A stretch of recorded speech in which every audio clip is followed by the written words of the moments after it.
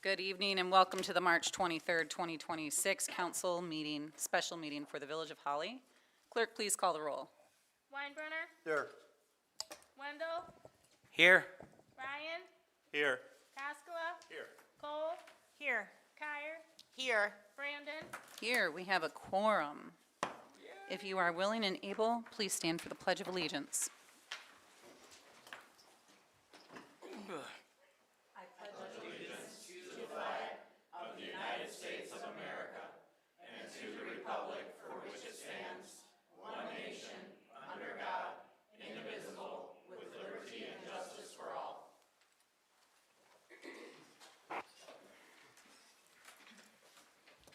This brings us to public comment. Members of the audience may address council on any item. Those addressing council will be limited to 3 minutes of speaking time. Council will hear all comments for future consideration, but will not have a response at this time. This will be the only public comment for this evening's special meeting. Prior to addressing council, members of the public shall state their name and address for the record. Public comment. Yes, please. Oh, there's no microphone. Oh, hold on one second. Sorry, that's our fault. Good catch.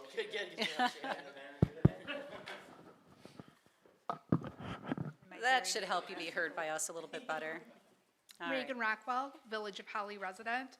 Village of Holly Council. From where I'm standing, it looks and feels as though you are trying to push residents from making FOIA requests by hiring a staff member to handle the request when the Village of Holly is already operating at a deficit. There are many of us who just want local government transparency and accountability. To me, it seems unnecessary to attempt to hire another person when Grand Blanc Township's processed 1,137 FOIA requests in 2025 without hiring additional staff. In fact, our 68 FOIA requests seems minuscule compared to 1,137. I conducted some research regarding the ethics of having a village president or mayor act as the head of a FOIA appeals board. While legally permitted in some jurisdictions, this practice can create a significant appearance of a conflict of interest and the look of impropriety, especially, unfortunately, when the village president and one of the residents making a FOIA request are not on good terms. It's my concern that this could even open the Village of Holly up to additional lawsuits. Key issues with a village president being over appeals board for FOIA include the lack of impartiality, asking a chief executive to rule against their own staff or administration during an appeal process, political motivation, the potential incentive to withhold records that may be unfavorable to the current administration, best practices. To ensure transparency, many proactive public bodies designate a neutral third party, the village attorney or a non-presidential board committee to handle appeals. I am sharing this information in case you are not aware of these ethical considerations. It is my hope that the village will prioritize impartiality to ensure a fair appeal process for all residents. Additionally, I went through the 2025-2026 Village of Holly recommended budget and wondered about the $154,800 that was recommended as overtime for Holly PD when the actual overtime was $75,000 for the 2024-2025 budget year. When operating at a deficit, I don't understand why that line item wouldn't have been like $75,000 or lower with the recent 20% tax hike that was imposed on residents. If we are really trying to be financially responsible, it could even be lower than that $75,000. In fact, we should probably really look at overtime across the board and perhaps cutting it. And we understand police services are emergency. I know the fire department, I think they were like $6,000. So I'm just wondering if that could be looked at. My husband and I are really praying for each one of you. I know you have some tough decisions to make. I know it's not easy. You guys don't get paid enough. I know you do it out of the goodness and the kindness of your heart. But we just hope that you'll take all of this into consideration as you're moving Holly forward. And my apologies because I cruised up here because I'm on my way to something else. Thank you, Mrs. Rockwell.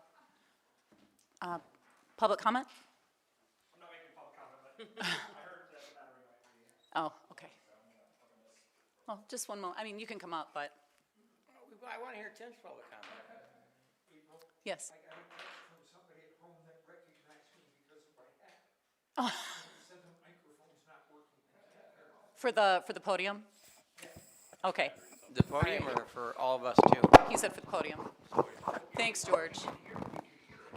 Yeah, Yeah, our utilities director also texted me. okay. All right. All right, we think we're good. Go ahead, Jan. Name and address, please. Thanks. Jan Van Zelfte, 15226 Weller Court. I just have a few questions. What line item will the FOIA coordinator come out of? Will this be out of the 2025-2026 budget, which is probably almost all spent, or the 2026-2027 budget? How much are you thinking a FOIA coordinator will cost? Will this be a contracted employee or an actual employee? When is Plant Moran going to come and do their presentation on the audit? I know it was supposed to be in March and they canceled on us, but we do pay them a lot of money. And I think that they should come and give a presentation on their findings of the audit before the budget sessions, which I know is coming up quick. And what should we expect an update or presentation from municipal analytics before the budget workshop or sessions? Once again, I think that'd be maybe helpful to see some of the ideas that municipal analytics has come up with. I know these questions won't be answered tonight, but I just wanted to hear an update at the April meeting. Thank you. Thank you, Jan. Public comment?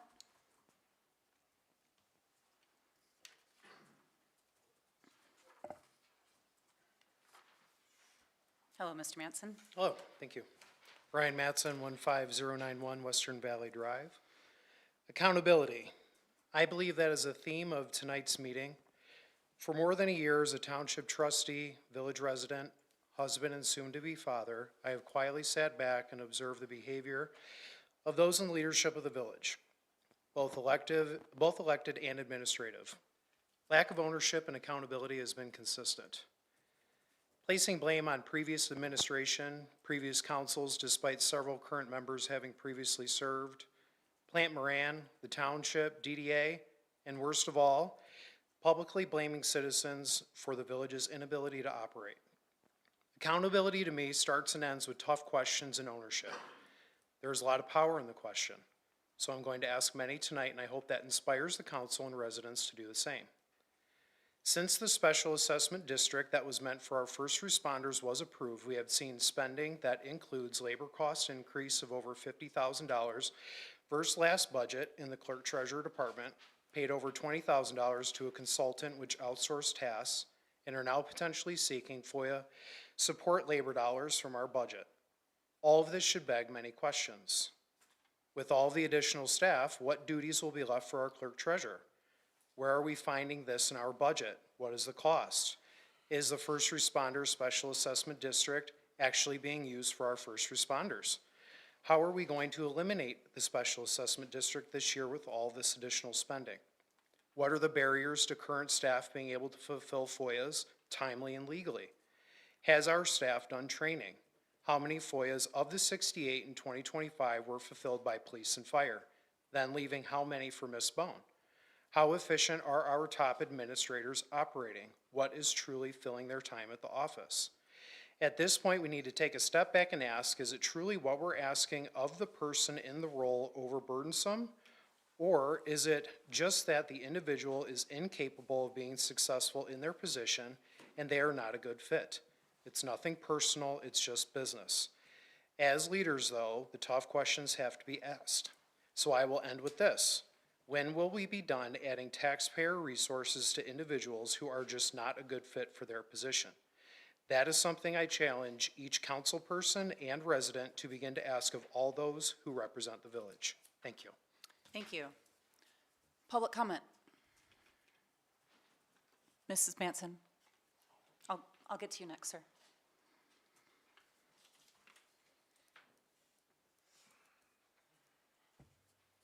Hello, Anna. Anna Mattson, 15091 Western Valley. Under Michigan law, residents are given two paths when they believe a public records request, or FOIA, has been handled improperly. The first is to file an appeal with the head of the public body. The second is to pursue litigation in the courts. That appeals process is meant to be a meaningful opportunity for a public body to review its actions, correct mistakes, and come back into compliance with the law without forcing residents into a lawsuit. But when appeals are not taken seriously or ignored entirely, like in my case, that process breaks down entirely. And when that happens, the only option left for a resident is to sue. So when anyone asks why I'm suing the Village of Holly, that is the answer. It is not because I want to be in court, it's because the village left me no other option. I use litigation because the village has repeatedly failed to follow Michigan law and has refused to self-correct when given the opportunity to do so. Now, I do want to acknowledge that there is an effort being made tonight to address part of this issue by designating a head of the public body for FOIA appeals. Shockingly, in 2025, the village changed the head of the public body 3 different times without any vote from this board. It changed from the village president to the village manager and more recently to the clerk, all of which create no checks and balances and raises serious ethical concerns. But the current proposal does not actually solve the problem either. It simply shifts the conflict from one person to another. Designating the president as the head of the public body leaves us with a system where a single individual is making decisions without public view, with conflicts of interest, and with no oversight. In many ways, appeals serve as a quasi-judicial role, and decisions of that importance should not rest with any one person. They should be made by the full council in the open with accountability to the public. So now in terms of my 2 FOIA appeals, I am curious why they are on the agenda when the clerk was designated the head of the public body for them and did not respond in the required 10-day timeframe by law. No decision tonight can change the fact that the village has once again violated the law. You can only take accountability for the mistake and course correct for the future. That course correction should not be additional cost of FOIA support when we already pay for the MML that provides training to staff. Every local government in the United States is required to fulfill public records requests. The village is not singled out. Other public bodies are able to comply with the law with less staff and less resources, but we somehow cannot figure it out here. What I would like to see, again, is accountability from this administration. Thank you, Mrs. Manson. Further public comment? Yes.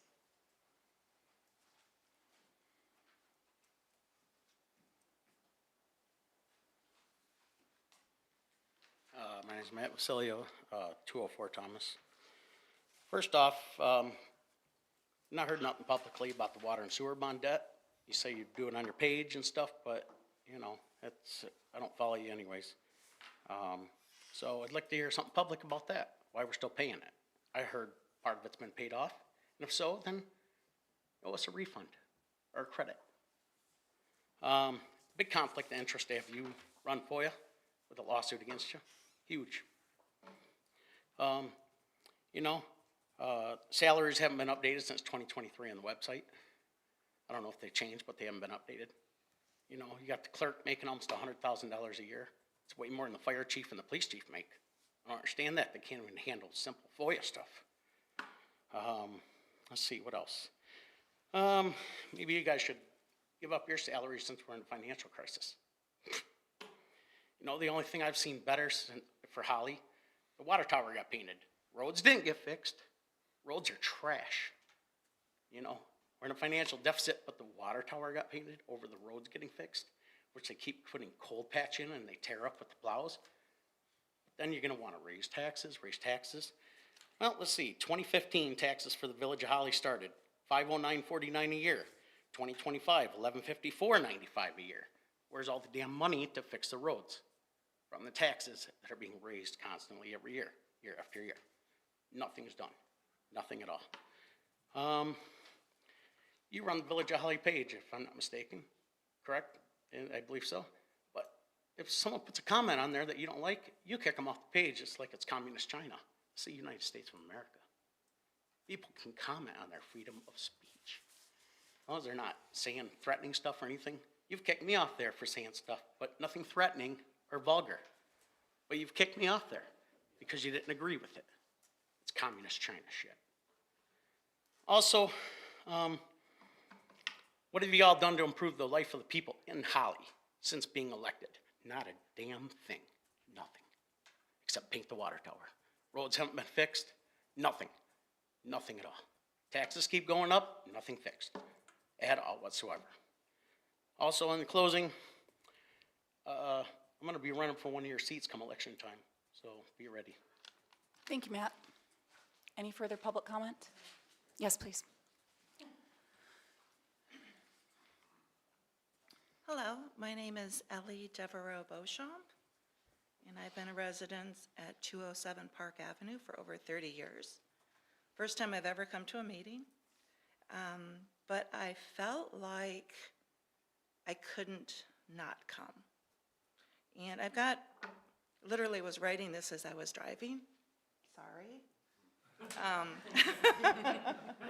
But I wanted to have my points. Okay. So I wanted to have my points clear. First and foremost, I'll say in 30 years, I've seen a lot. I've seen a lot of good. I've seen a lot of wonderful people that have wanted to come in and help and do things, and that energy, I feel that energy and I see that energy. I want to thank the police chief, because the last 2 police chiefs have completely turned around how this community felt about our police department. So thank you. We really appreciate you. But now comes the hard part.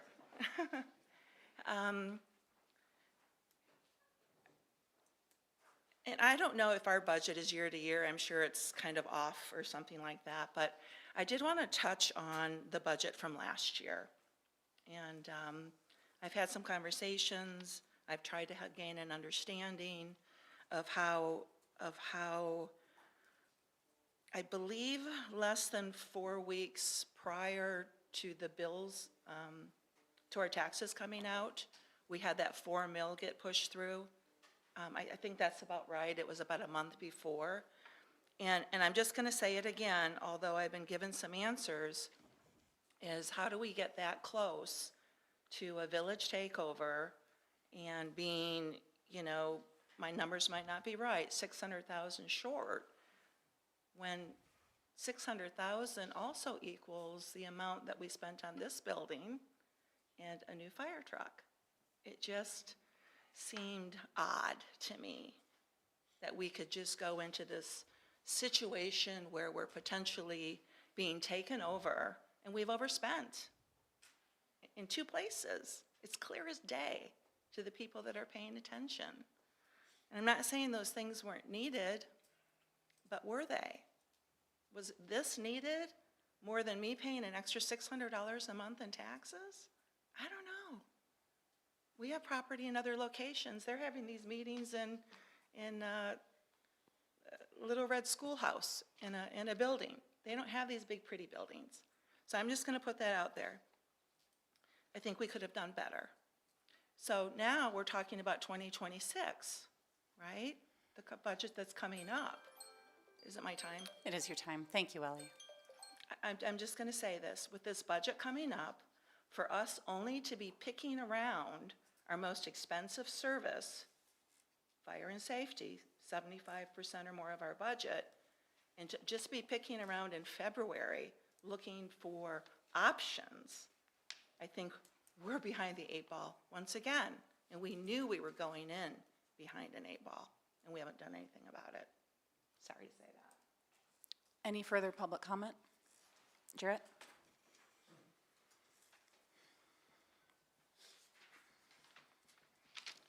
Jarrett Hopper, 309 Cogshell Street. First, I'd like to blame you all for this weather that we're having, because it's awful. I'm sorry, I ordered it. No, main point I just want to make about this is that in looking at what has been happening and with the FOIA requests and so forth, I'm not saying that they're not warranted. I think that everybody should question government, and that's part of our freedoms as people. I think the part that's concerning to me is that, is it necessary? There's a lot of transparency.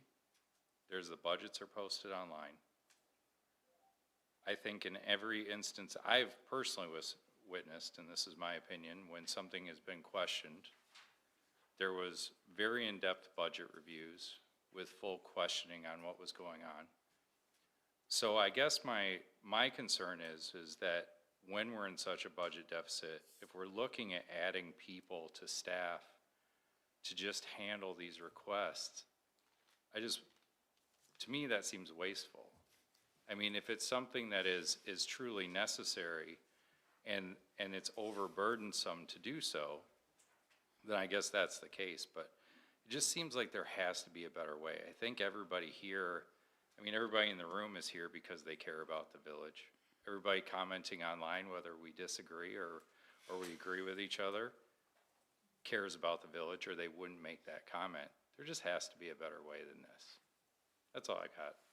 Thank you, Mr. Hopper. Public comment? Hearing none? Seeing none?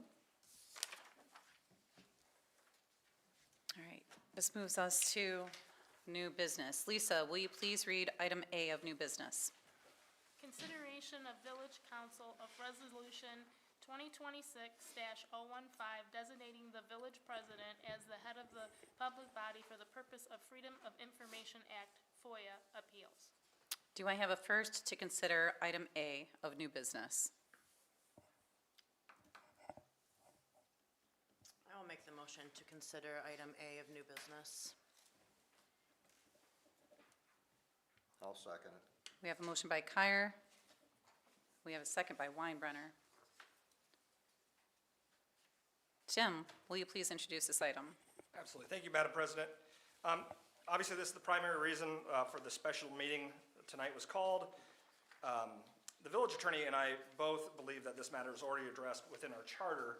However, after further discussion with outside counsel, with Carlita Young and Jeremy Brown, we determined the best course of action in order to eliminate any uncertainty was to formalize the interpretation that we've been working with through a resolution of council. The 10 days that was referenced earlier is the reason that we had to do a special meeting rather than waiting for our April meeting is because the 10 days started at the end of our last council meeting, because it's after an item comes to council. So if the interpretation is that the council is the public body, then the 10 days would have started at that point. We wanted to make sure that we got any of these appeals done before that 10-day timeline was over, which would be later in this week. So that's the reason that we want to do it today. Simply put, this resolution is intended to reaffirm our interpretation of the charter as it applies to FOIA appeals. I've got some information up here because I know that we had to do this kind of last second, so I'm going to put some stuff on the screen. So within the MCL that covers FOIA, under the first Michigan Freedom of Information Act, and council has the actual printouts in front of them of the more complete version. Regarding appeals, the statute provides section 10-1, if a public body makes a final determination to deny any or all portion of a request, the requesting person may do one of the following at his or her option.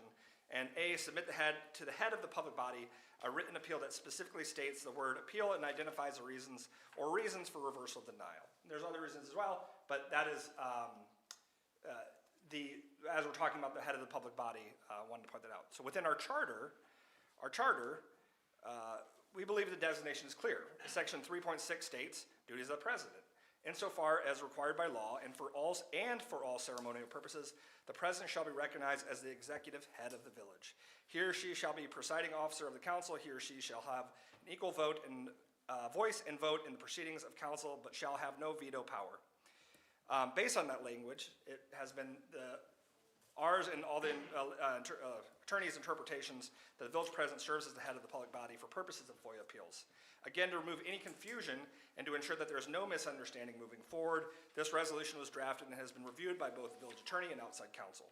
The resolution confirms that the village president is the head of the public body for purposes of FOIA appeals, authorizes the village president to review and decide those appeals in accordance with state law, provides for administrative support from council and staff, and clarifies that this action is consistent with the charter and existing law. This resolution does not create any new authority, so much as it formally affirms the authority we believe is also already present within the charter. The resolution is as follows, and I will put that on the board too.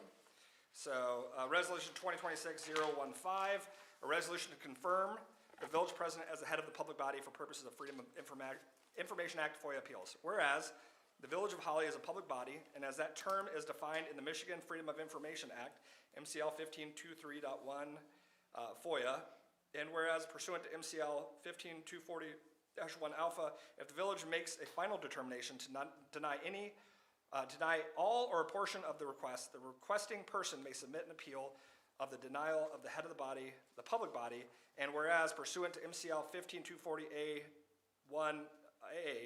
if the village requires a fee that exceeds the amount permitted, the requesting person may submit an appeal to the fee to the head of the public body, and whereas pursuant to section 3.6 of the village charter, the village president is the executive head of the village, and whereas the village seeks to clarify and confirm the village president as the head of the public body for purposes of FOIA,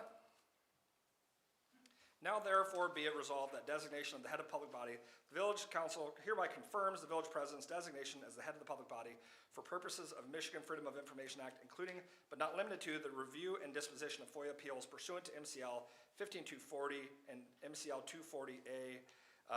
Authority to act on appeals. The village president is authorized to review, decide, and issue determination on FOIA appeals in accordance with statutory timelines and requirements.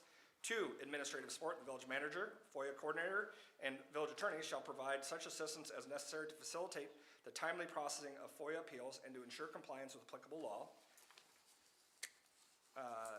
3, consistency with charter law. The resolution is intended to clarify existing authority under the village charter and shall not be construed to conflict with any provision of state law or duly adopted village ordinance or policy. 4, effective date. The resolution shall take effect immediately upon adoption. And that concludes my introduction to this, pending any questions. Okay, council, discussion. April. Yes, Daniel?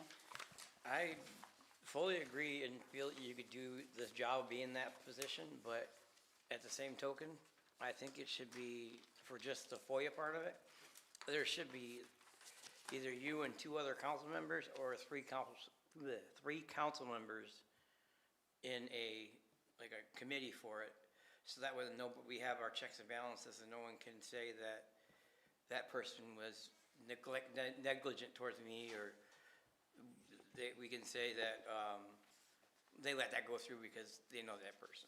If it's 3 people, it doesn't put all the heat on just you. So you're talking about bias. Yeah, thank you, bias, a word I'm trying to find, yeah. Thank you, Daniel. And I don't think I'm saying, I don't think you're biased, but I think for The transparency. perception and transparency, Yeah, sure. I think it'd be best to have just a little committee for it. And I hate using that word because we've got so many darn committees right now. It's okay. Council? So I have a question. Yes. Well, I agree that we are looking to formalize this in the event that a FOIA is perhaps about the president, whoever that may be at whatever time. I would like to see some wording in there that, in that case, the pro tem would proceed over that. So that there is a check and balance. If something is in regards to, a president's position on a FOIA and they are the head of the body, perhaps at that point, the pro tem steps in. Council? Have we ever had another village president that stepped into this position? I can only speak to what I've seen since I've been here. We've had one appeal that the village president has, made a decision on that, was articulated through the village attorney, and that is the only one that I am aware of. I'm not sure of appeals that have happened in the past. I guess I'm not sure if the FOIA coordinator, are you aware of any? No. No. I guess just my question is if this has been in our charter and it has been performed by former village presidents, why now would it be a conflict of interest? We have, so, We even can when just leave that out the reason here we if you'd scheduled the like. meeting so quickly is because, again, the village attorney and myself, we've always been acting under this interpretation. We did not think that it was unclear. And so it was really, in fact, both of us were hesitant to even want to do this meeting because we don't want to take any power away from the president that is inherent within the charter. And so to form a committee by resolution, you would have to be taking power away, and our interpretation would be you'd be taking power away from the president, and you would have to do a change to the charter, if that is the correct interpretation. Again, that is. Are you referring to what I was talking about? But if you were to do that, so the interpretation right now is either it's the village president or it's the public body as a whole, it's council. If you were to say that the council could designate a committee to be the representative of the public body if they were to decide to do that. But they would have to do that by resolution. They couldn't just, it would have to be done in that way to answer the state requirements within the MCL. Am I correct in that? Yeah, that's correct. The point is of having it be one person. Can you hear me okay? Sorry. Please introduce yourself. I'm Chris Strittmatter. I'm not exactly Mike Gildner, but I'm I want to filling in go for him. closer to the microphone because sometimes they don't pick us up. I'm Chris Strittmatter, attorney from Simon Figueroa Parker, the firm that represents the Village of Holly.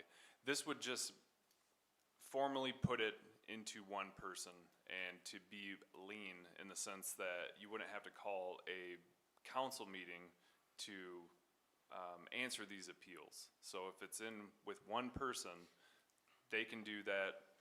All of that is also public record, and this just formally does it, which was already in the charter and the FOIA policy that the village has already passed. And just to go back, the village president had answered FOIA appeals before, but again, it wasn't in the FOIA policy as written. So this would just formally make it official through resolution. Jim? Thank you, Madam President. So it's your opinion that the line, insofar as required by law and for all ceremonial purposes, the president shall be recognized as the executive head of the village. That's what grants. Correct. So I looked up what is insofar as required by law means. And it's very common in this contract, as I'm sure you'll say. It just means if there's another law that says the president has to do that, the president will do that. Correct. So what law is telling us that the president has to be the head of the executive body for? It doesn't mean that it has to be. It just is de facto. Without other, just like you could form a committee by resolution, you could appoint somebody else, like a FOIA coordinator, for instance, or. But that's not what's being argued. What's being argued is that right now, the president has the ability, due to our charter, without making a motion, that she is one who holds it, but the president's office is the one that gets the determining factor. Right. So where's the power coming from? Where's the law that grants her that ability? Through the charter. But we just got done saying, insofar as required by law, doesn't give someone power. Insofar as required by law. Yeah, I'm not trying to argue the point. We should be arguing the point, though. What? Okay, that's fine. But what the charter says and what the FOIA policy says and how it's been operating, this would just formalize that power to the president. So, but what I'm saying is, just because we've been doing it wrong doesn't mean we should keep doing it. I don't think that, I don't want to say that it's been done wrong. It's just putting it into the charter by resolution. So you read through the charter, and it's pretty clear how the authority works. For what? So I'll read, I have something here. So all legislative and policy authority is vested in the council, not any one individual. The president serves as the presiding officer with an equal vote and is recognized as executive head only insofar as required by law and for ceremonial purposes. So we already talked about what insofar means. The charter also states that the president may exercise only those powers specifically granted by the charter or by council. When the charter intends to give independent authority, it does so explicitly, such as the power to declare a state of emergency. So that is explicitly in the charter saying the president can declare a state of emergency. So we already see this in practice. So for instance, the Home Rule Village Act or our charter does not say who signs checks. So if the president signed checks, that exists because the council chose to designate the president to sign checks. So if, for instance, if we wanted to, we could change the designating person for someone else to sign checks. And similar to, I don't think that the charter says who should be the head for FOIA appeals. The board could change it. I know the board could change it, but what we're saying is, we're saying we're reconfirming that the president has that position, where I don't think the president does have that ability right now. And that's your interpretation. I mean, you're saying that the only reason, based off our charter, is it says insofar as required by law. That's the only place that it says. Right. So what law is requiring us to make the president? No law is requiring it. what's in front of the board tonight is formalizing it. If that is not the case of the board or the will of the board, you don't have to So, vote for okay, it. so if we don't pass this motion today, who is the head? The appeals or the head of the Well, public body? Head of 'Cause the public body for appeals? well, that wouldn't be what's in front, okay? So if we don't do If the this. appeal, it would have to come back to the public body every time. Okay, so we are not reconfirming that. It's been done that way. You know what I'm saying though, because if we don't do anything, it's gonna come to us. Right. So that tells me the president shouldn't be doing it, unless we sign this. It could be challenged by the president that in fact, it's not, we can't take away power by the council, it has to be, if it's in the charter, it would have to be voted on. Yeah, but it literally says, insofar, only to the extent as required by law. So what is requiring us to make the president? I would say MCL 15240 is the law that's using the same language as head of the public body.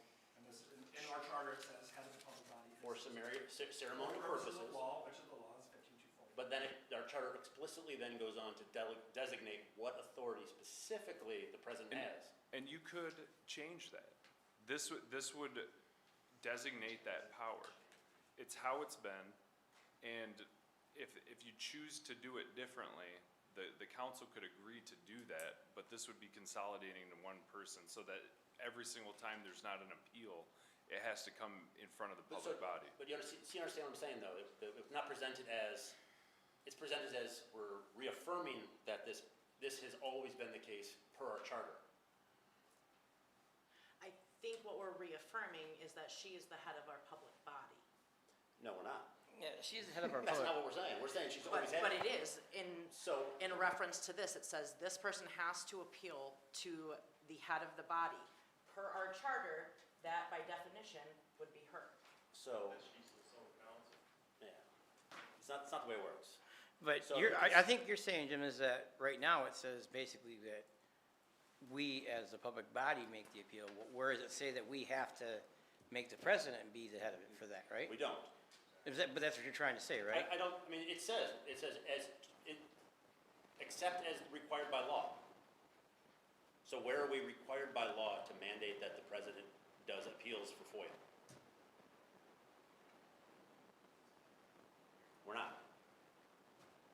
So I don't think that the ability ever existed. And the only way it could exist if we designate by signing this resolution that the president's office is that person. So we can delegate our authority away for anything we want, essentially. But why would we want to, is my thought. I think it should be up to all of us personally. Yeah, I agree with Jim on that. I mean, for me, the village president has like the power to make the recommendations and suggestions to us, like with appointments and things like that. So I feel like this wouldn't be any different from it.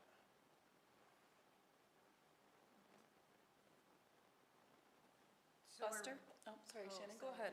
I was just gonna say, so the way you're speaking, for every request, we'll convey a special meeting for FOIA requests, For Every appeals. for appeals, It would not be a special meeting, it would be done at your at regular our council. regular council. We're doing a special meeting this time just because, again, we were operating under past practice and our assumptions that we had moving forward. The reason we're doing a special meeting is so we can answer timeliness considerations.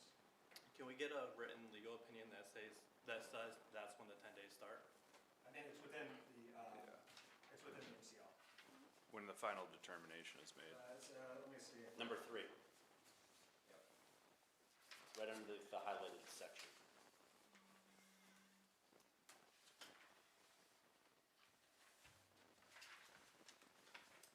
So we want to appoint the president of the head of body because when we get to a 10-day thing, so we don't got to have a special meeting, correct? No, it's for the time that it comes to the attention of the public body. That's my understanding.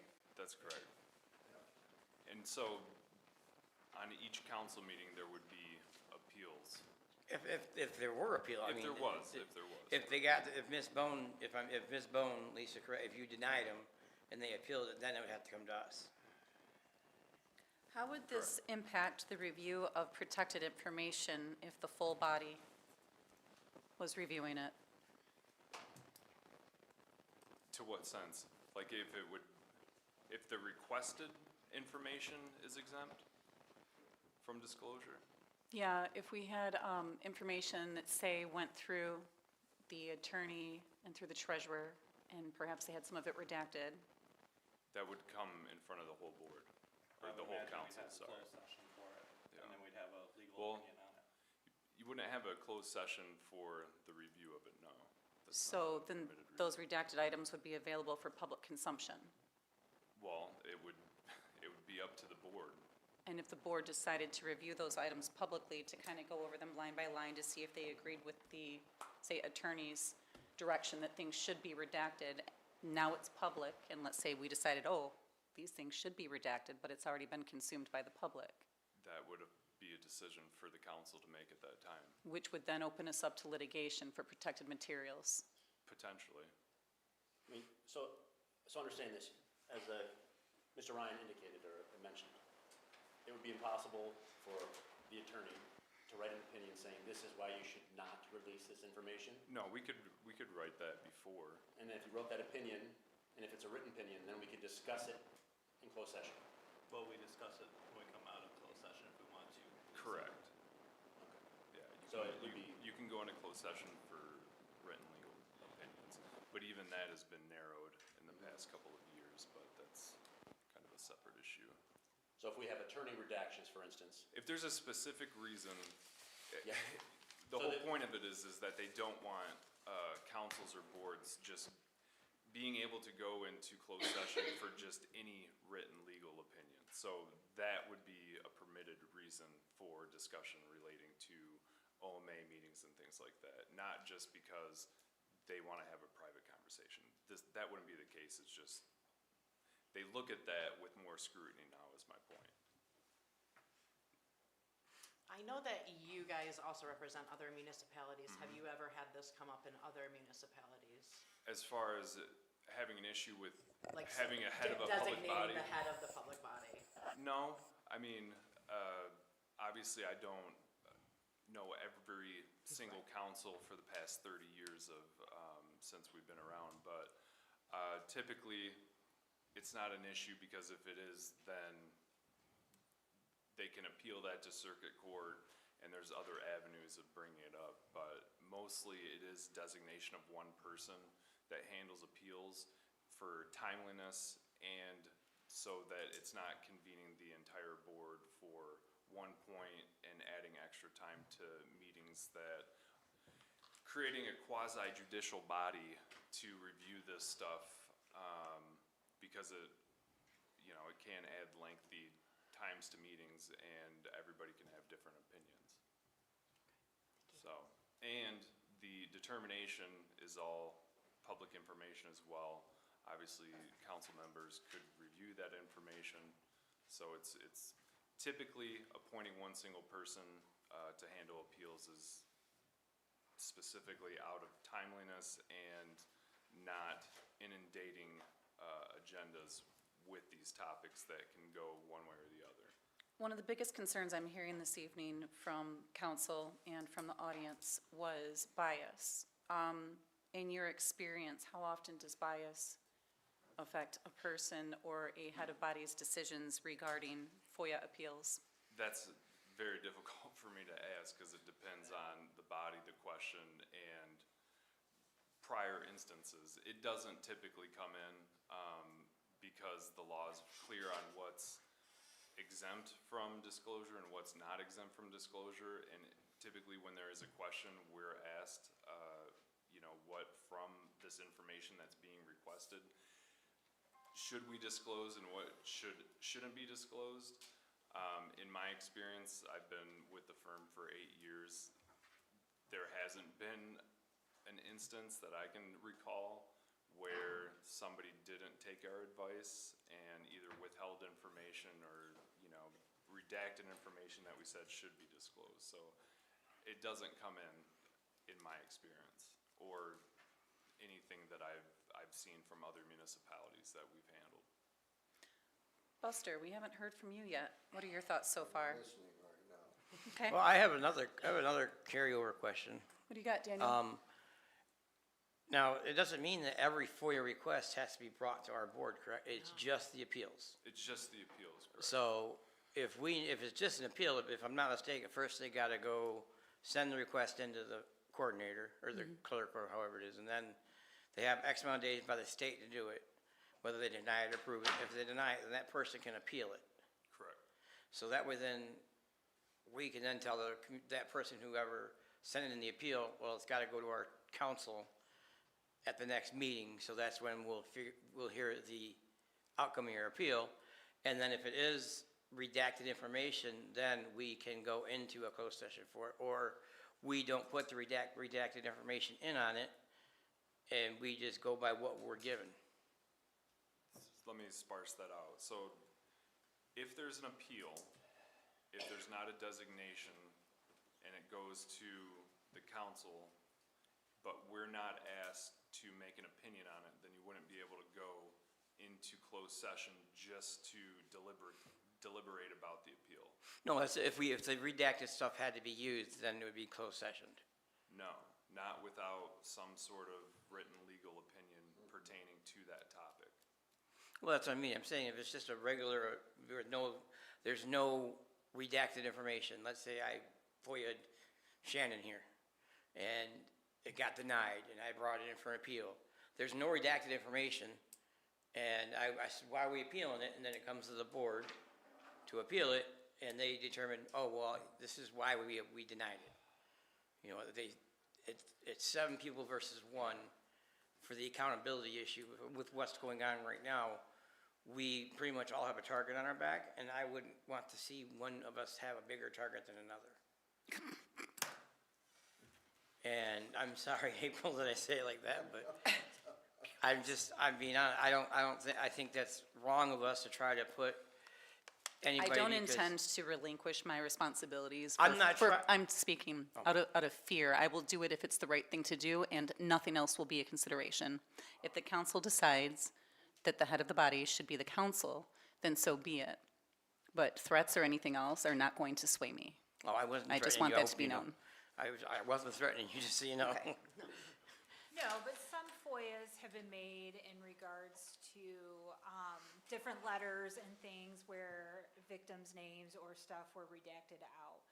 In the instance that the appeal of that FOIA happens in an open session, I think what April maybe is speaking about is then do we unredact those names of injured parties, things like that? Because now it is open session and people who were named who maybe weren't put out there in the public will now have that posted.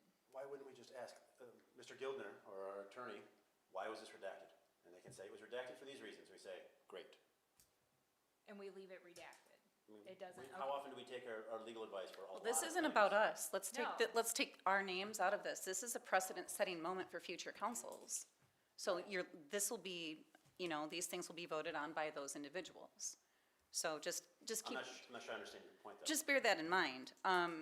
They would get to decide whether or not to redact it. And I think Which that's- would, and we have to look at the sustainability and the longevity of opening the village up to lawsuits, not just right now with us, but for the future of this village as well. So just bear that in mind. I think that's a concern too. If, let's say, for instance, we have a very litigious individual that wants to sue us, and we have one person that is handling the appeals, and they say, well, if you don't grant my appeal, I'm gonna sue you. And if it's not someone strong-willed in the future, what's gonna end up happening with that one person? Are they just gonna say, well, now I'm going to grant their appeal, and I'm gonna cost the village X number of thousands of dollars? Then they're gonna get sued by the other party. Well, I feel Who like would we've sue us? already seen If it was happen. redacted, or should have been redacted What I'm information. saying is they could appeal the fee. They could appeal whatever they want. Shannon and then Thomas. I was just gonna say, I think we've already seen that happen, so. Thomas. So I don't know why we think that the unredacted, or the redacted part would be unredacted during the meeting. It's still being appealed, we haven't voted to That was the send it out clarification. yet, so I it would was- still be redacted during the public meeting, so it's not like the public would have the unredacted version of it. Unless yeah, we that's what I'm voted to do that, so.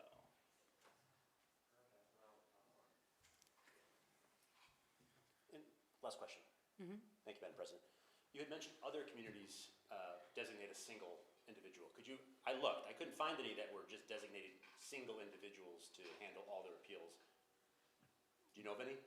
I mean, not off the top of my head. I could look and provide you an answer tomorrow, but I'm pretty sure Attica Township does. Osceola Township, their FOIA coordinator also is handled by.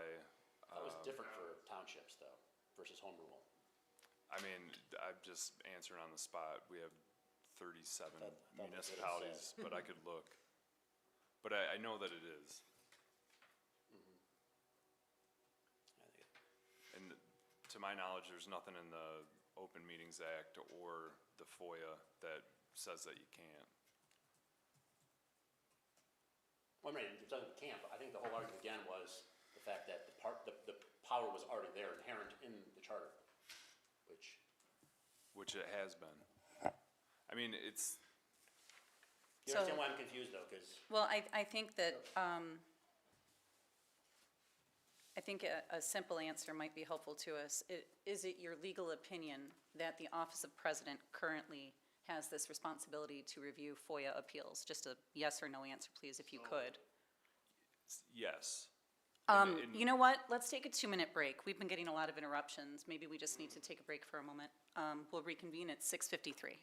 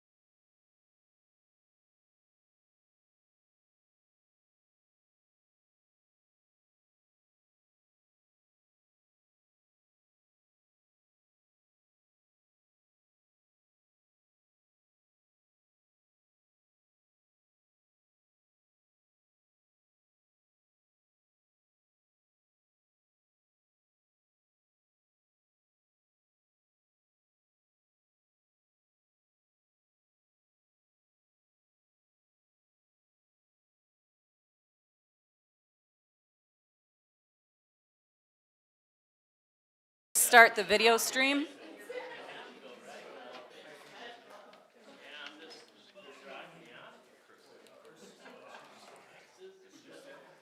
If you'll please be seated, we're ready to restart the meeting.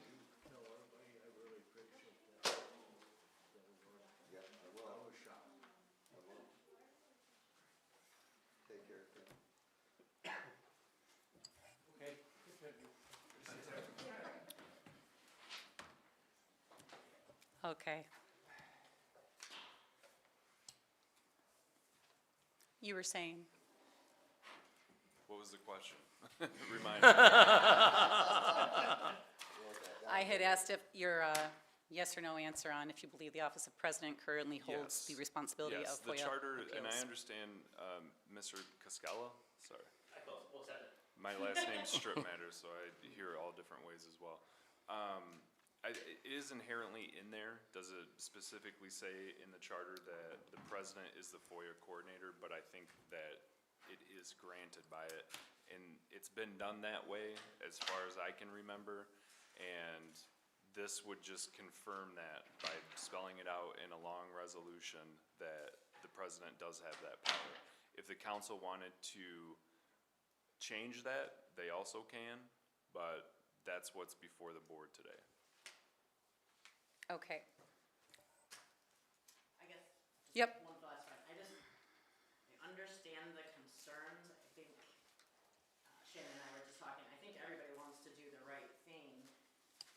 I just wonder, why would we do it any different than everybody? Why would we do it any different than everybody else? Like, what would be the reasoning? If everybody else designates their president as head of their legislative body with these rights that are inherent within that position, why would we change that for us? What makes us special? That's not what everyone does. It isn't. I just did a quick Google search, and the areas around us designate it to the city councils. They don't designate it to a single office. So one of the. I see the city of Warren does that. Clarkston, Fenton, and all of the surrounding, those were my quick who's by us, what looks like in this little corner of the world, yeah. Yeah, the individual that's up, Mr. Hunter, I believe, he went before Berkeley, and Berkeley does the same thing. So it went before their entire city council. Any idea as to their reasonings, like why some municipalities choose one way and why some choose the other? For expediency, I would say, of why you would appoint it to one person. And I believe Berkeley, because I looked into this at one point, I thought Berkeley actually appointed their city manager as their representative, but I could be wrong on that. It's just. I don't want that to happen. Maybe it's royal law. Maybe it's Well, royal law. it's done different ways in different communities. I'm not trying to advocate one way or the other. It's just, it's permissible. The city of Flint has the mayor do it. So there's gonna be examples both ways, and there's gonna be reasons why communities choose to do it one way or the other. So I don't wanna come off as advocating, cause that's not our role. Our role is to say what's legal. Interpretation. And what's the boundaries, so to speak. So, communities choose to do it differently for different reasons. One more item. Thank you, Madam President. So just so we're clear, the reason you believe that the president currently has this ability is this line. Insofar as required by law and for all ceremonial purposes, the president shall be recognized as the executive head of the village. Correct. Okay, so I want to drill down. Yes.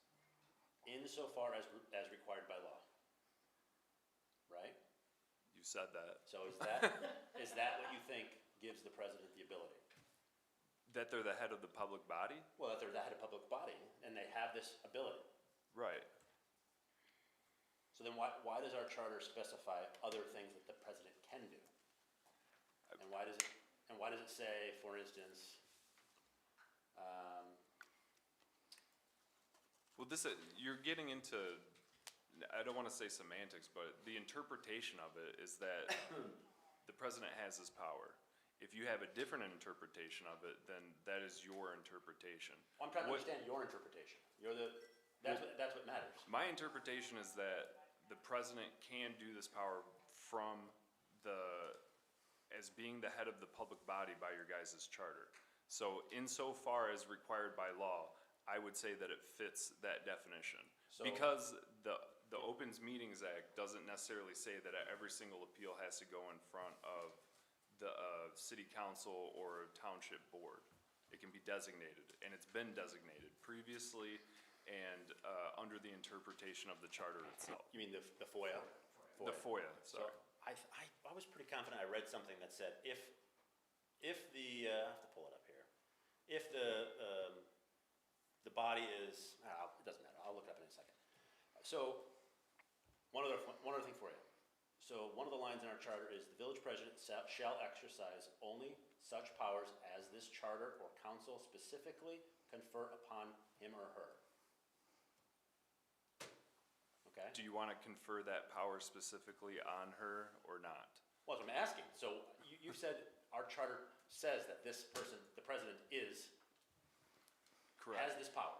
Correct. Okay, so we have the charter that says, council is only giving her the power, or the president the power. I think this is confirming that, because it is open to different interpretations based on your skepticism. But So you've already, this, that's what I'm saying, it doesn't make any sense. You've already said that the president is the head of the public body. so this would not leave any question, because I think that it's already inherently there. Obviously, you are skeptical of it. If you want to grant it to somebody else, that's the power of council to do so. This would just confirm that and clearly spell it out, so there are no questions. So if council does nothing, the president is the head of the public body for FOIA purposes. Correct. All right, I'm not doing anything. That was easy. I vote no. All right, clerk, please call the roll. So I have a question. So if we vote yes for this, or if we vote no for it, then it's the same answer. She's still. Yeah, she's still the same thing. But So don't if we- forget, the council can put things on the agenda. So if we were to vote, no, the president's not the head of the body, then the council could do, let's come out with some kind of idea. We want it to be the council, we want it to be a subcommittee, we want it to be whatever. And that's when we have that conversation, right?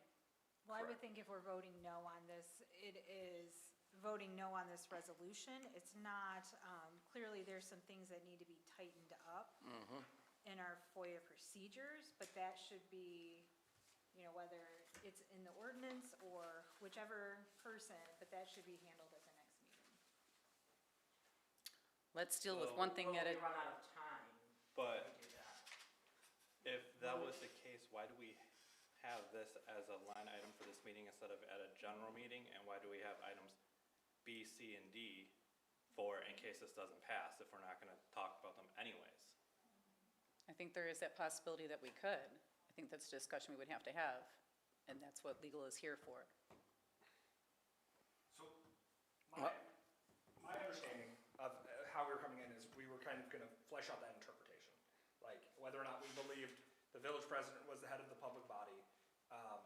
And if it was an affirmative vote, then we'd bypass B, C, D, essentially. If we voted no, then we would act as if, the council was the head of the public body, at least to manage these appeals right now, and maybe have to have a more informed conversation later about designating, if it was a committee, or if you wanted to designate a different, individuals as it.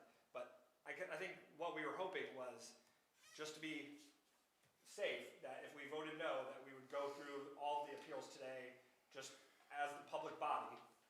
Because if the village president's already saying yes, and the rest of council's, affirming these things, we wanted to be safe. I mean, that's what this whole meeting was about today, is make sure, just hopefully beyond reproach as far as doing everything right.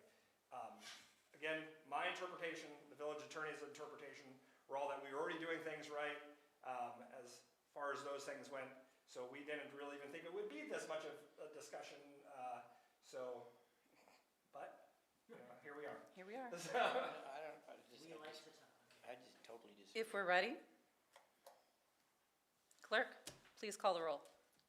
Weinbrenner, Yes. Koskela, No. Kyer, Yes.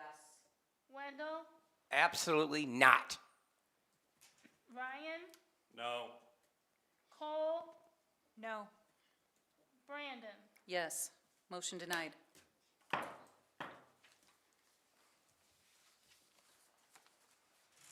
Let's see.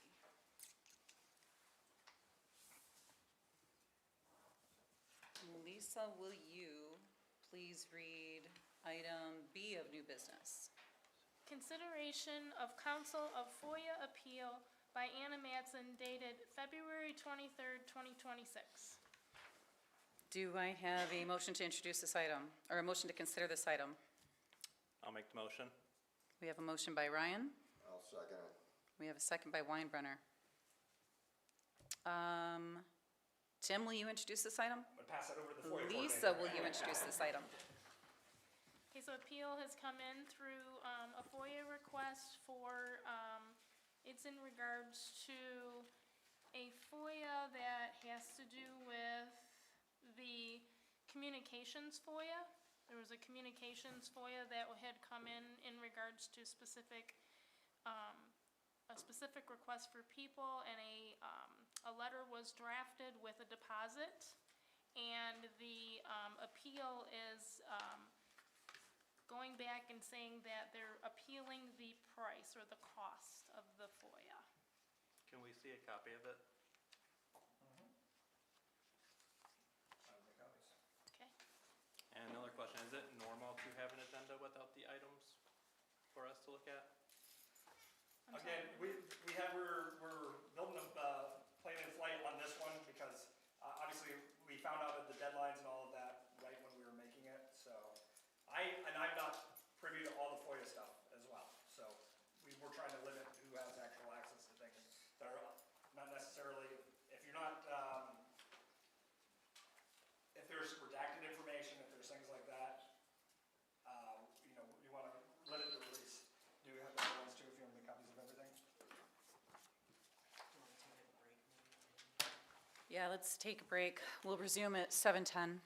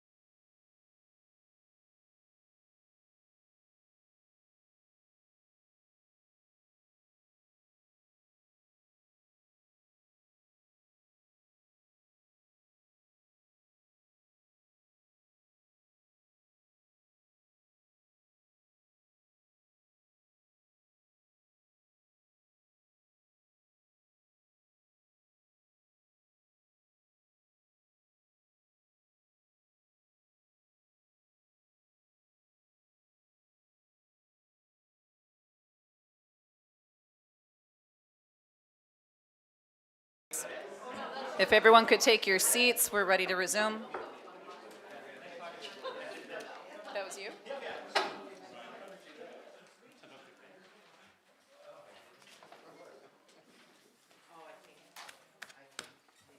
I think you were right, Lisa, with what you gave me. All right, we're back in session. Clerk, we were on item B, correct? Yes. Okay, and which packet should we be looking at here? Let's look at number 4, ethics.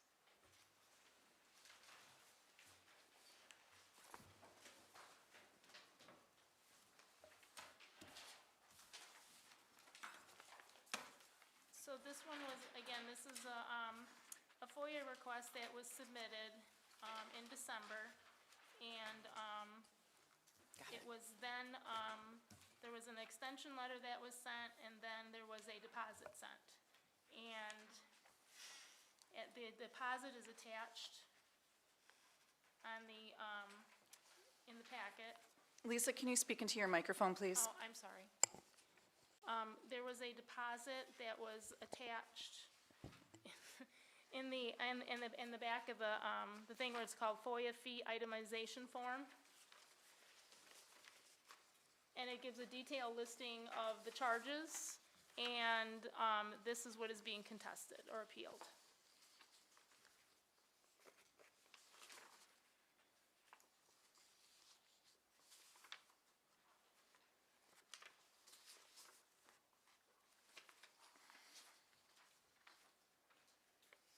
Do we have,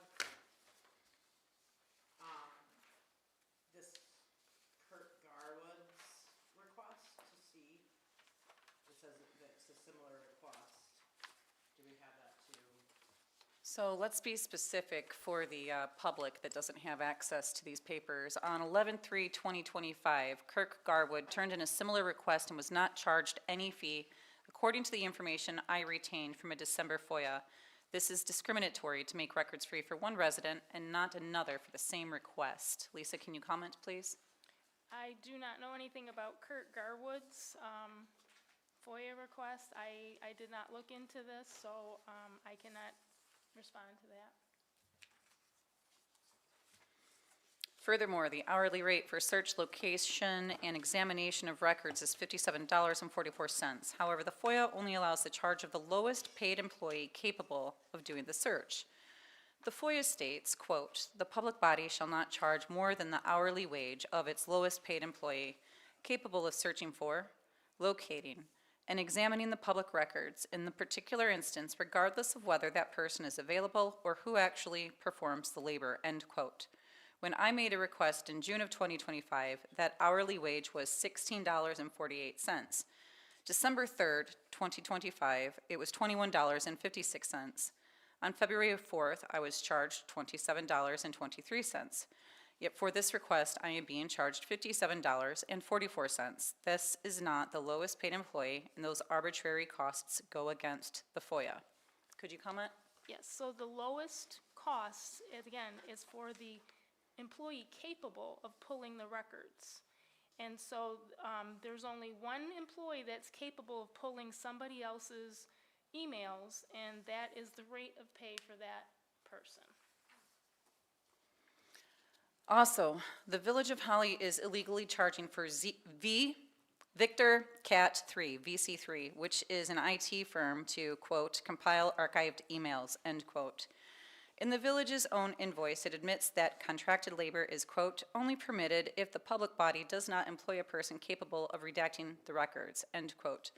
The FOIA states, quote, "The public body shall not charge more than the hourly wage of its lowest paid employee capable of searching for, locating, and examining the public records," end quote.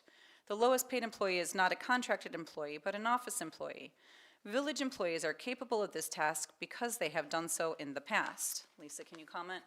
Yes, so this particular FOIA request was asking for emails from a employee that is no longer here. We do not have records of employees' emails that are no longer here. VC3 is our IT company. They keep those in a database that we do not have access to, so we have to ask VC3, our IT company, for these records. And they charge $192.50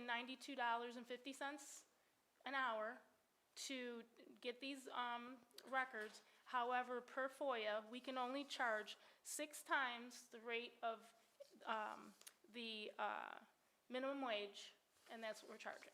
So we can charge up to 6 times the rate of minimum wage for external agencies such as VC3 that do former employee email retroactive, like finding them. That was good words, huh? Okay. Finally, I am being charged attorney fees for redactions. When the FOIA only allows contracted labor if the Village of Holly does not employ someone capable of, quote, separating and deleting exempt information from non-exempt information, end quote. The Village of Holly has multiple staff members who are capable of doing this. Once again, this is a charge that is discriminatory since I am the only resident who gets charged these fees. Lisa, can you comment on that? Yes, so the fees, I believe that is being contested is for the Simon, Figueroa, and Parker, and that's our attorney. And again, because the person that we had to get from VC3 is no longer here, we do not know what those conversations are. We don't have a person who knows if that's attorney-client privilege or things that needed to be redacted because we don't know what the conversations were, so we gave the attorney those particular items. And what this accusation, I am the only resident who gets charged with these fees, is that an accurate statement that Mrs. Anna Matson made? There are other FOIA requests that we have been charged, but there's nobody who's asked for, in my tenure here, there's been nobody that has asked for records from people who are no longer here. Okay. For these reasons, I request that the fees associated with this request be waived completely. The inconsistencies in billing, the failure to apply the lowest paid employee standard, the selective imposition of attorney fees, and the targeted charges against one resident raise serious concerns about equal treatment and statutory compliance. I am asking that the village review this matter carefully and to treat all residents equally going forward. Transparency should not depend on who is asking. I look forward to your timely response in a resolution consistent with both the letter and the spirit of the FOIA. Anna Matson. Any further comments on this item, Lisa? The only thing that I want to make clear is that even though you may say, I'm making a FOIA request for ethics, and if you're saying, I'm just going to make this up, if you're saying you're asking a FOIA request of ethics from Jim Cascella, and maybe you're asking for another one of Daniel Wendell, and now you're saying, well, I'm going to say I'm making a FOIA request from ethics. It's the exact same, but now I'm changing the names, and I'm putting in April Brandon, and I'm putting in Tim Price. That is 2 separate, different FOIA requests. You may only change the names, however, there's a lot more communication that happens between the president and the village manager than maybe opposed to 2 council members. Okay. Council, discussion.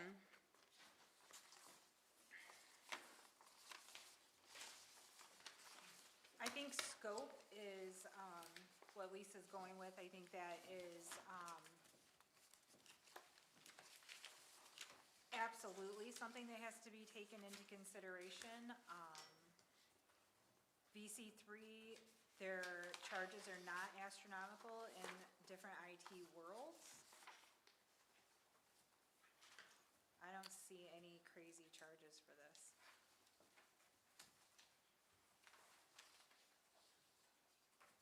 I feel like Lisa stated the formulas appropriately for the charges. I don't see an issue with asking for the charges for this to be paid for. Anyone else have a comment? Jim? Thank you, Madam President. Has this been, this item gone through outside legal counsel as well?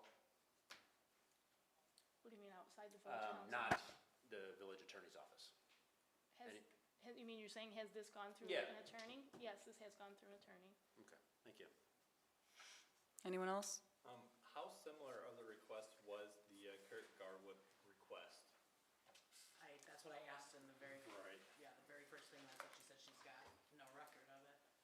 I did not go look and see.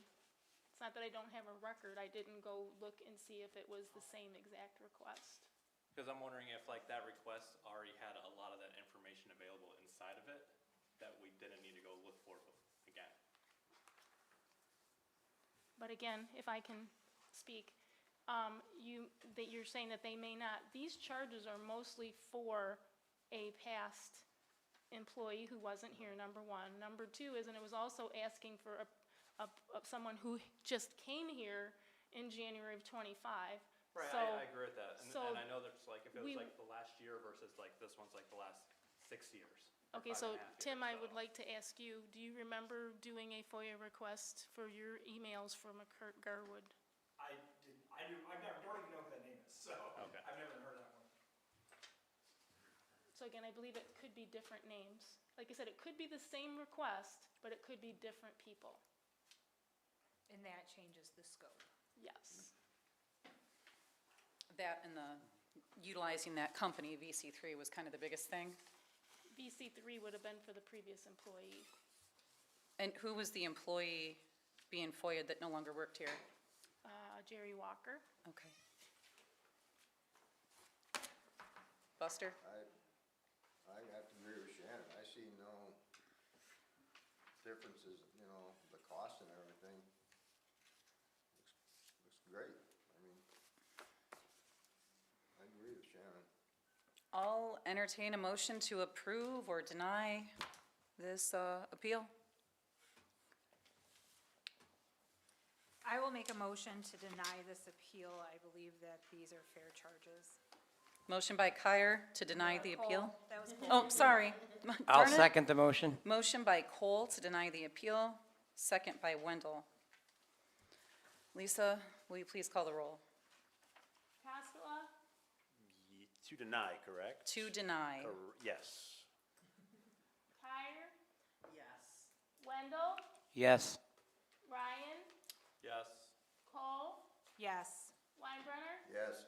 Brandon. Yes, motion carried. Lisa, which packet are we looking at next? The next one would be number 5, communications. Okay, got it, thank you. And we'll just do what we did last time. Madam President, you need to entertain a motion to consider. Oh, yeah, thanks. I will entertain a motion to consider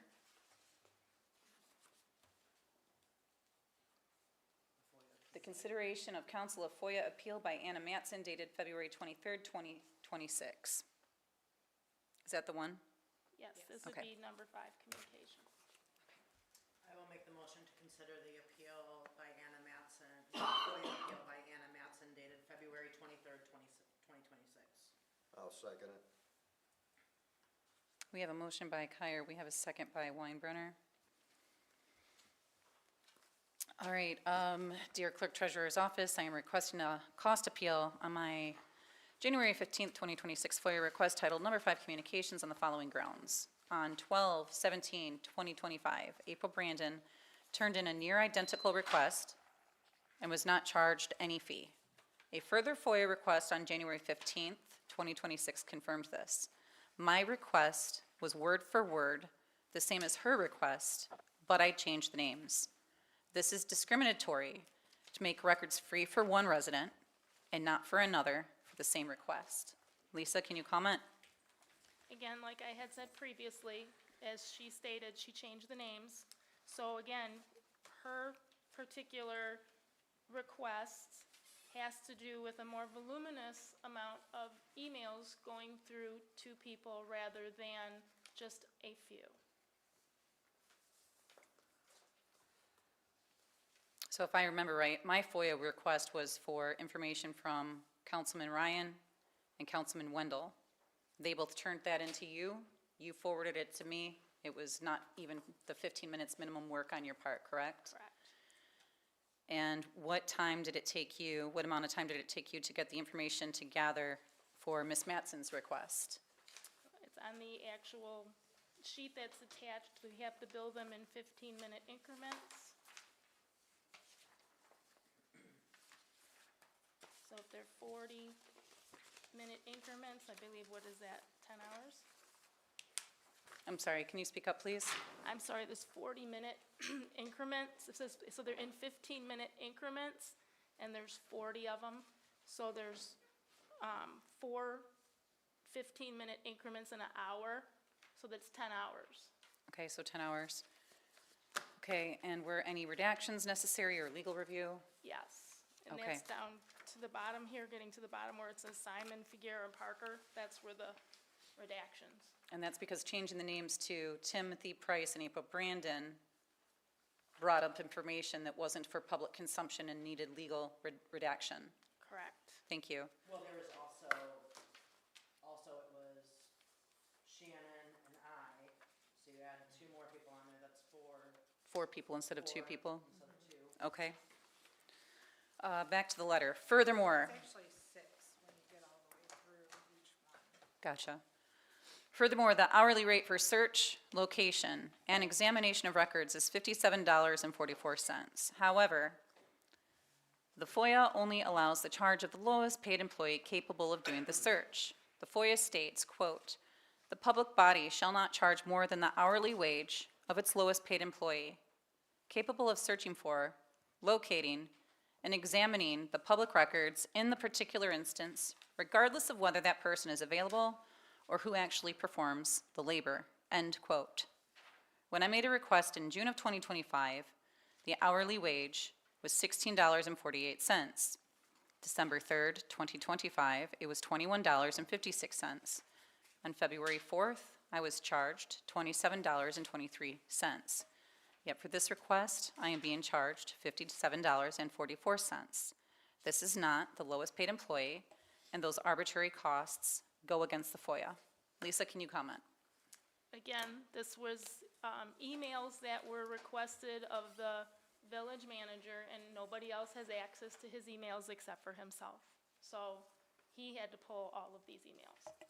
Okay. So these are the same fees that were charged in the prior, in January 22, that prior one we just ruled on. These are the same exact fees. There's not a change between that 5744 or the 1623 that I'm observing. Those fees stayed the same, right? We're not, they didn't change, okay. And the discrepancy maybe between the 2156 is that another employee besides the village, like when it was December 3rd, 2025, it was 2156, and June of 25, it was 1648. Those were different employees, I assume, other than the village manager, and that's why. No, so the 1648, we had a part-time person at that time, and that was her wage at that time. On July 1st, we made her a full-time person, a union person. We do not have a part-time person any longer, so that's where her wage comes in on the 2156.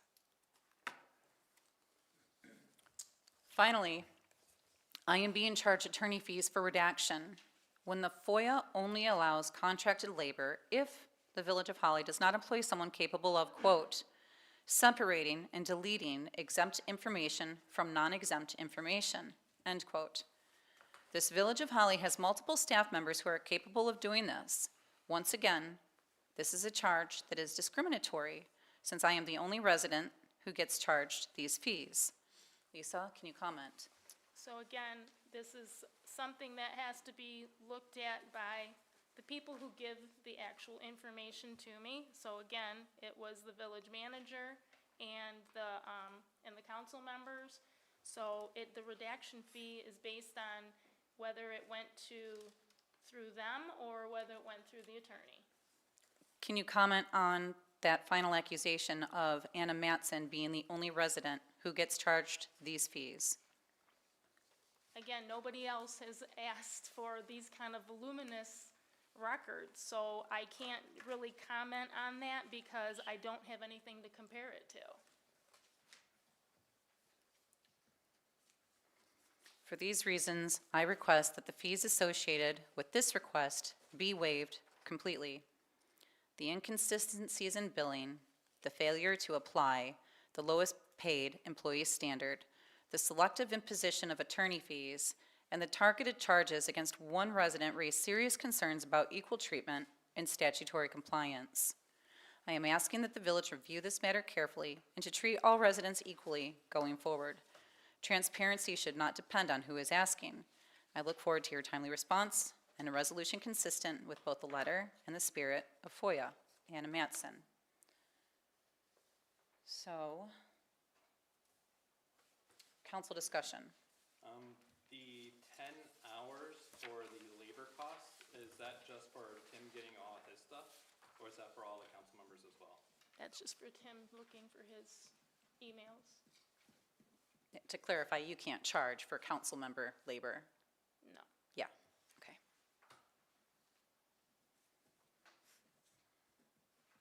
Although it did take me hours to go through my sick memes. Yeah. And to clarify, this council gets paid $700 a year, and it is not an employee wage, and that is why that doesn't count in with, we don't get to factor in the lowest paid wage. When we do stuff for FOIAs, we do that on our own free time. The residents don't get charged. Council, any further discussion? The motion was to consider the appeal. So as the motion is stated, it would be to approve her appeal. Clerk, please call the roll. Kyer, No. Wendell, No. Ryan, I still think the 10 hours is excessive on it, so yes. Cole, No. Weinbrenner, No. Cascola, No. Brandon. Yes, motion carried. In an instance like this, when we have a vote like Mr. Ryan's, that's kind of an accusation, if I'm understanding you correctly, and please correct me if I'm wrong, that our village manager and our village clerk are lying about their time spent conducting their business? I personally believe 10 hours is excessive for that information. Would you like to file an ethics complaint? No, that's just my opinion on it. Lisa, can you please read the next item of business? Consideration of council of FOIA appeal by Joshua Hunter dated March 4th, 2026. Do we have a motion to consider item D? This would be to approve the appeal by Joshua Hunter. Do we have a motion to consider? I'll make the motion to consider the FOIA approval on March 4th, 2026 by Joshua Hunter. We have a motion by Wendell. I'll second it. We have a second by Weinbrenner. So that motion is, could you repeat that, Mr. Wendell? I don't think it was what I thought it was. Maybe I misread it when I read it then, because it doesn't say, it just is applicable. Appeal, consideration. I think you said approve the appeal. I think he I said did, approval, yeah, not I appeal. think I did say it wrong. I think the spirit is the same, considering the appeal would be to approve it. So Would you just like me to keep in mind that the motion made is to approve the appeal.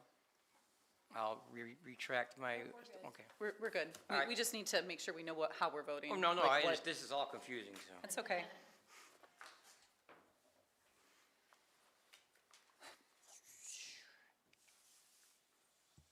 This one's not broken up as nicely as Ms. Mattson's. Dear FOIA Coordinator, in accordance with the Michigan Freedom of Information Act, MCL 15.231, I'm formally requesting the following information which I believe is used by, in the possession of, or under control of your governmental public body. The following records as directly referenced or implied by Michael J. Gildner of Simon Figueroa and Parker, PLC, in his quote, response to FOIA appeal, end quote. Dated March 4th, 2026, specifically his statement was that he was acting, quote, on behalf and under the authority of President April Brandon, end quote. 1, all records in which Village President April Brandon authorized, directed, instructed, approved, or otherwise granted authority to Michael J. Gildner to issue the FOIA appeal determination dated March 4th, 2026. This request is limited to records that document or reflect the specific authority Mr. Gildner referenced in his letter. 2, all records that the village cited or relied upon to conclude that the village president is the, quote, head of the public body, end quote, for purposes of FOIA appeal determinations under MCL 15.240. This request is limited to the legal basis necessary to support the authority claimed in Mr. Gilner's letter. 3, all records that the village cited or relied upon to conclude that the village president may delegate FOIA appeal determination authority to any individual, including Mr. Gilner. This request is limited to the legal basis necessary to support the delegation of authority claimed in Mr. Gilner's letter. This request is limited solely to records necessary to substantiate the authority claimed in Mr. Gilner's March 4th, 2026 letter, and does not seek any records unrelated to that specific claim. In bold, if no such records exist, please provide written certification for each requested item above pursuant to MCL 15.2355B, including notice of my right to appeal, end bold. MCL 15.235 permits 5 business days to respond to this request. If a notice is issued extending the period for a response, please provide a specific explanation of the reason for the extension as required by MCL 15.2357. If there is any cost of locating and copying the information, please provide me with an itemized written fee estimate in accordance with MCL 15.234 before incurring any charges. Please note that under MCL 15.2343, the village must specifically identify how the nature of this request would result in unreasonably high costs before assessing any fee for search, examination, review, or redaction. I also request the release of all non-exempt portions of any record containing both exempt and non-exempt information in accordance with MCL 15.244. Your prompt attention is appreciated. Sincerely, Joshua Hunter of Berkeley, Michigan. I won't read his address, although it is here. I don't feel that that's fair to publicly announce other people's addresses. I just feel that that's rather invasive. I guess if you want it, you can FOIA it. I don't really know. This is new for me. The statement sent in response said, "Dear Mr. Hunter, please be advised that the Village of Holly received and reviewed your recent Freedom of Information Act request dated February 14th, 2026. Specifically, you requested the following documents from the village. Quote, the current Holly Village attorneys executed and filed oath of office held by the village clerk per the village charter, end quote. There are no records responsive to your request. Per village council, the village charter does not require an oath of office to be taken by the village attorney. Article 4.8, oath and bond of office, applies to village officers. The village attorney is not considered an officer. 4.8, oath and bond of office. A, every officer elected or appointed before entering upon the duties of his or her office shall take the oath of office prescribed by Section 2 of Article 16 of the Constitution of the state and shall file the same with the clerk treasurer, together with any bond which he/she may be required by this charter or by the council to give. The oath and bond of the clerk treasurer shall be filed with and kept by the village manager. In the event you are not satisfied with this response, you have the right to submit a written appeal under 15.240 or 15.240A to the Village of Holly that specifically states the word, quote, appeal, end quote, and identifies the reason or reasons for reversal of this denial. In addition, you may also seek judicial review of this denial pursuant to MCL 15.2.0, including the right to receive attorney's fees and damages as provided in MCL 15.240. If after judicial review, the circuit court determines the public body has not complied with this section and orders disclosure of all or a portion of a public record. Sincerely, Lisa Bone. Here we have his original request, I think. Dear Mr. Hunter, please be advised, oh wait, I think I just have the same paper twice. No, that's another, Oh, that's okay. another letter.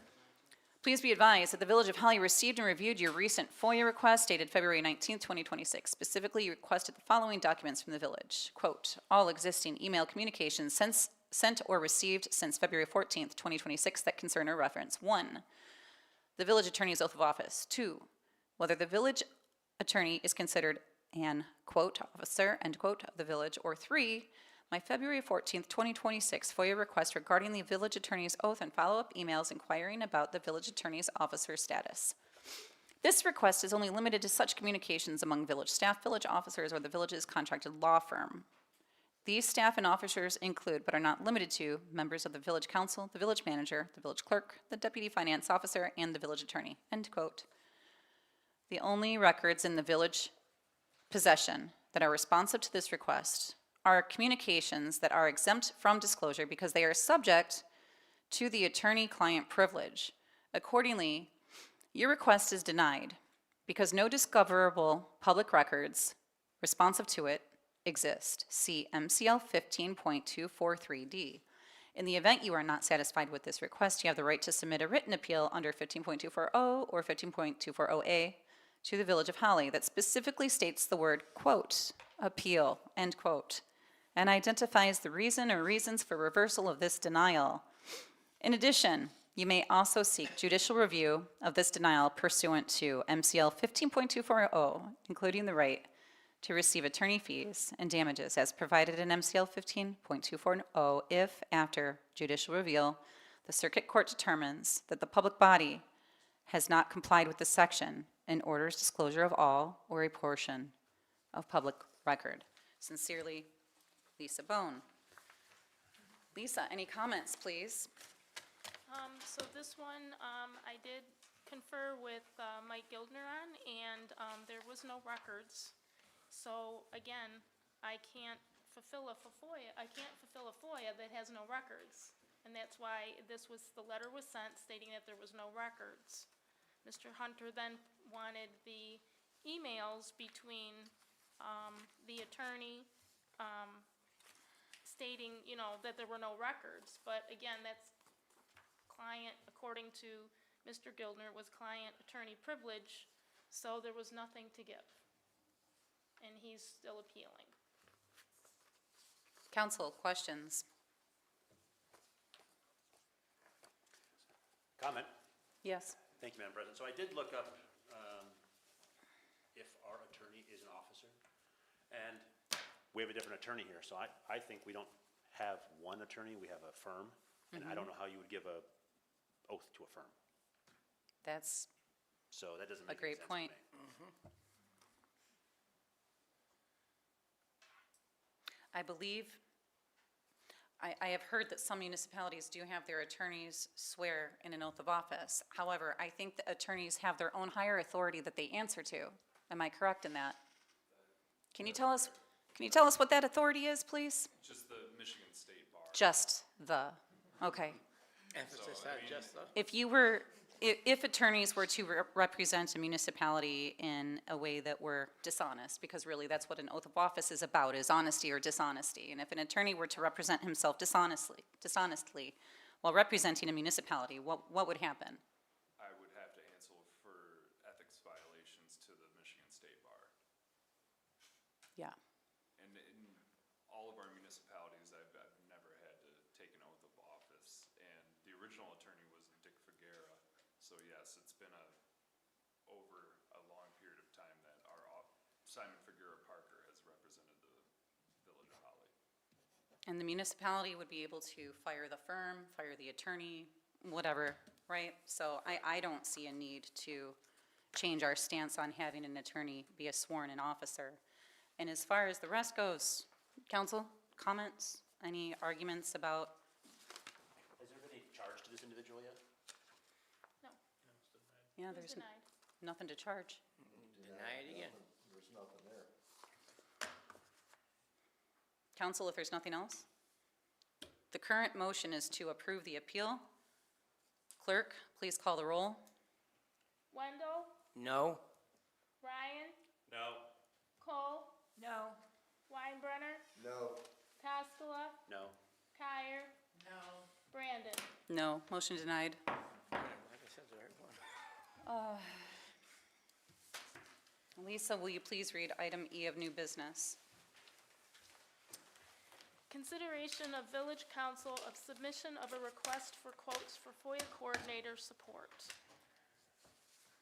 Tim, do you want to introduce this item? Oh, it's me. Oh, sorry. Council, do I have a motion to consider? I'll make the motion to consider submissions of requests for quotes for FOIA coordinator support. We have a motion by Wendell. I'll second it. We have support from Weinbrenner. Tim, go ahead. Thank you, Madam President. Mr. Hopper came up earlier and he was talking about there has to be a better way, a better process moving forward on this stuff. And that's exactly what I want to talk about tonight with this and like how we move forward. This item that is a request for proposals for FOIA coordinator services.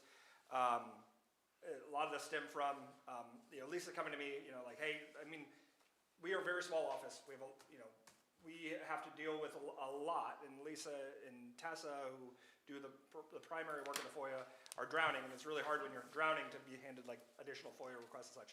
And so we wanted to look into this as an option, and maybe it could reduce costs for residents too, rather than me having to look through 10,000 emails in order and redact them and do that, having an outside service that could maybe provide this for us. This is a request for proposals. We're not committing to any kind of fixed cost right now. You have an RFP in front of you that we would accept these, and it would inform us for next budget season. So the question previously about whether or not it was, would it be in this budget or next budget, it would be in the next budget. It would really just, so we can see what's out there for services that we might be able to utilize in order to better do it. So what I have written down here is, as council is aware, the Administration of Freedom of Information Act requires or carries strict statutory timelines and compliance requirements under Michigan law. Over time, the volume and complexity of requests have increased, requiring a greater level of administrative coordination, legal awareness, and documentation to ensure we remain fully compliant and responsive. In order to maintain a high standard of service and reduce the risk to the village, staff is recommending that we solicit proposals for contracted FOIA coordinator support. This approach will allow us to supplement internal capacity with specialized expertise, ensure timely processing of requests and appeals, and provide additional consistency in our FOIA procedures. Is my time up? Yes. Oh, okay. Issuing an RFP will allow the village to evaluate qualified firms or individuals, compare costs and service options, and ultimately select the best fit for our operational needs. This course of action was specifically suggested by the Attorney General when we asked about this issue, specific issue to her. At this time, staff is requesting council's authorization to proceed with issuing the RFP. Staff's recommendation is that we approve this request. Council discussion. Yes, I know, how many girls do we have in the front office besides Tessa? We have 3. Could we potentially use one of them? They are union employees, so we'd have to adjust their union contract in order to fulfill additional requirements or additional roles to them. Lisa and Tessa are 2 non-union personnel that are in the office, and myself, obviously. Good question.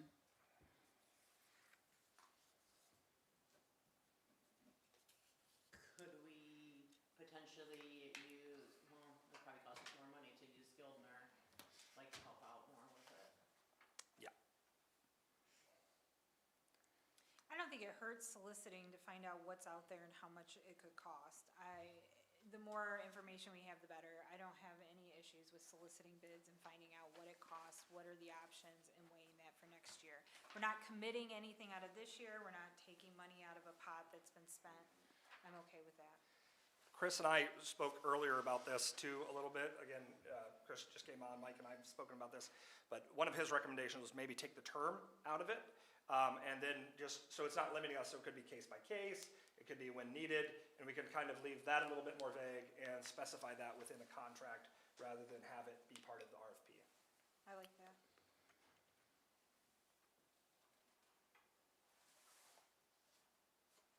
I like information, so that'd be nice.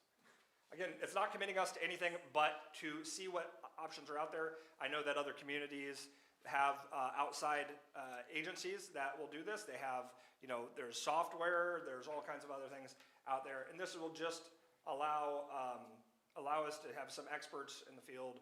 I know that we've gone onto our listservs and asked these questions before, the managers or the the clerk listserv, but this will allow us to get like real specific numbers that we can inform our budget season.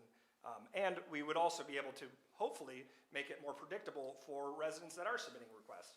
Rather than it having to be, based on my wages or someone else's, we already have a service, we already know what that service would cost for a certain amount of hours. And so it would really be based upon the request, the scope of the size, we already know what that hourly rate would be. So it's more about So predictability. we could get this before the next budget comes up? So as I have written it, I think it was April 30th, I have it when it would be returned, and that would be so that we could have the information to prepare for our budget works, our budget discussions and approval. When were our budget workshops again? They would be after this date as far as our workshops, but we would have to have some, they are throughout April. There are 2 Saturdays in April. I'd have to look up. Yeah, I think it's like the 11th second and 18th. third There you go. Saturday, if I remember right. Right, of April? Yeah. And as we get this information, can we also have? That's what he just said. The job descriptions for the ladies in the Yeah. office, so we can kind of compare like what that looks like. Not during the discussion, but before. Yeah. Tim, could you please explain that to, No, I get what he's saying. We'll have it for like the actual budget discussions, but we wouldn't be able to talk about it during our budget workshops because we won't have it yet. Yep. So my concern is like, we even spend the time looking into this if we don't even know what we have in our budget to spend on this. And again, the idea would be that if it would be cost prohibitive, if it would be, very expensive, then, it wouldn't be something to look at. But if it's something that will eventually save, not only it would allow it would augment staff time to do this, but also be hopefully cheaper for residents that are submitting FOIA requests. That would be the idea, that it would reduce costs for them and for us over time. But So they again, would- we don't know until we get this information. potentially, if we found a place, they would have access to your email, so they would actually be cheaper than you retrieving your own emails? Yeah, and again, a lot of this is theoretical until we see responses back, what they do. I mean, a lot of these come from, like, their paralegals, or they come from people with legal experience. We have to see what's out there, though, because we haven't gotten an official quote from anyone, because it is a very specialized field. Okay. Final question for me. So I know we can't use the girls in the front because they're a union, but I know that the police department also handles FOIAs. Is it possible to potentially move, like, the chief of police into that role to sometimes help out administratively on our Well, side? I'd say about 60%. Sorry to throw you under that. About 60% of our FOIAs are the police already, and they're doing that. I would fight pretty adamantly against adding anything more onto my department heads. The idea is they're already overtasked. I mean, Chief Narsh, Chief Watson, and Danny are they are doing the job of 4 or 5 people already, and so I would hate to add anything more. And I don't think that would be much less expensive for us. Is that really what you want your chief of police doing? Well, if he's already handling 60%. Well, his staff is, yeah, so. Madam President? Yes. So Manager Price did mention some software. I did look up some software options, and there is basically CRM software for managing FOIAs, and starts at like $5,000 a year. So I brought that up to Lisa, and Lisa's like, well, it's not so much the management, it actually is going through 20 years of boxes. With one of the people can't find it, then Lisa has to try to go find it. So it's, you might hear one FOIA is not that big of a deal, but when you're looking for tons of records, it turns out it's not the actual managing of it. So that's something that could be helpful for the village one day. We're One. just not there yet. And Not we're till- looking at digitization, so we can get past some of these hurdles. I mean, one of the problems is if you're going back anything past 2018, we're in paper boxes looking for things. Yeah. And the record retention wasn't great at the village. That's another conversation, but, yeah. No, but I think it's pertinent information, right, where it's not just, oh, I'm just gonna click and hit Control-C and search, you know what I mean? Like, you're literally Yeah. going through, 20 years of records. Yeah, there's no F4 in that back room, unfortunately. Well, I mean, as a lofty goal, digitalization is 1,000% what we should hope for. We're just, that takes time and money also. Yeah. Now, personally, I don't think we should be spending any money until we get bond situations and residents have some more understanding about that. We've been working on that for months now, and I hope next month we'll have some changes. Planning Commission? Now, the finance. No, the finance, that's So, right. yeah, we've been waiting on Mr. Gildner for some guidance on a couple things, and hopefully, we'll have it next month. Okay. Agreed. But it's good to get some ideas of what this potentially could cost. Yeah, we're not locking ourselves into nothing with this, correct? No. No, just looking, And it specifically states there is no obligations to submitting requests. It's just, again, seeing what services are out there. clerk, please call the roll. Ryan, No. Cole, Yes. Weinbrenner, Yes. Pascua, Yes. Tyre, No. Wendell, Yes. Brandon. Yes, motion carried. We will now adjourn the you know what? Yeah. We'll now adjourn the March 23rd special meeting of the Village Council. The next regular council meeting will be April 14th. But we do have a budget workshop on April 11th. in case